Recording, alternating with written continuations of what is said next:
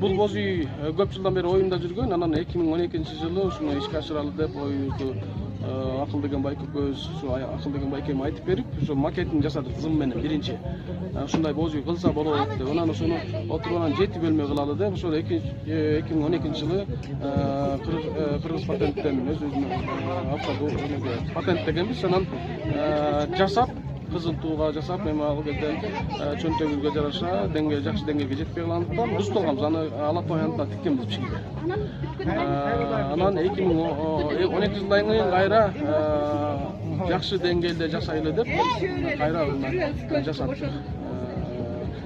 Бөлмөлөрдү 7 бөлмө кылып, бир жолу ошол Кыргызстандын ынтымагын чагылдырган боз үй кылалы деп 7 бөлмө кылдык. 7 область Кыргызстандын ынтымагын чагылдырдык. Бүгүн ошо Каракол шаарынын 155 жылдыгына майрамга ошо биринчи жолу тарыхта биринчи жолу ушул жакшы мындай деңгээлдеги боз үй бияка тигип атабыз, элдин сынагына көргөзмөгө.